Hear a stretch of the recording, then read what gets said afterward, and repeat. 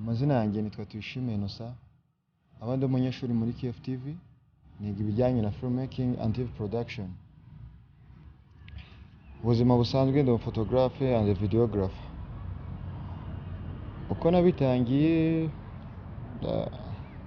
nkiri umwana twakunda kureba indirimbo, dukunda kwifotoza, and then mbona binkurura cyane, nigira inama yuko nabitangira kubyinjiramo, ntangira bamfotora, and then nanjye ngerageza kujya mfata kamera mfotora, ngenda mbyiga nambikunze cyane, and then nza kufotora abantu bakajya bambwira amafoto ni meza. Okay, ubwo mba mbyinjiyemo nk'akazi gutyo. Nyuma yuko ndangije amashuri yanjye ya secondary,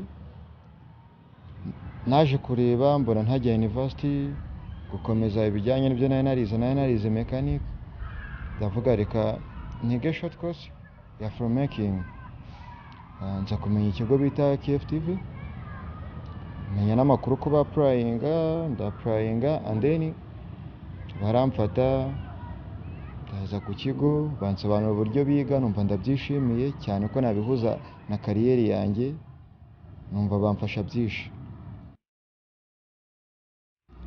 Ubuzima bwa videographer uko babayeho, ubundi bwa benshi tubazi ku mazina y'aba director, aba DOP, ibintu nk'ibyo. Ubuzima bwabo ni ukureba indirimbo nshyashya zasohotse, filime nshyashya zasohotse, ukayireba innovation zirimo, nawe ukareba innovation ufite mu mutwe, and then ukareba ukuntu wabihuza kugira ukomeze gukosora amakosa, ugenda ubona hamwe na hamwe, cyangwa nawe ikosa wakoze ushaka ukuntu warikosora. Nubwo ubuzima bw'aba videographer babayeho, bahora muri challenge, buri gihe ashaka gukora innovation itandukanye niyo yakoze ejo. Ibyo nteganya muri kariyeri yanjye ni ukuzamura imikorere yanjye, nkagura ibikorwa byanjye, and then nkongera ibikoresho, nkongera abantu dukorana, connection nkayizamura, and then nkakorana innovation nyinshi kugira nkomeze gukurura abantu bangana. Nanone inzozi zanjye bari gukora ibyiza kurusha ibyo nakoze ejo. Murakoze, nishimiye kubana namwe no kubasangiza ubuzima bwanjye mu bijyanye n'ibyo nkora photographer.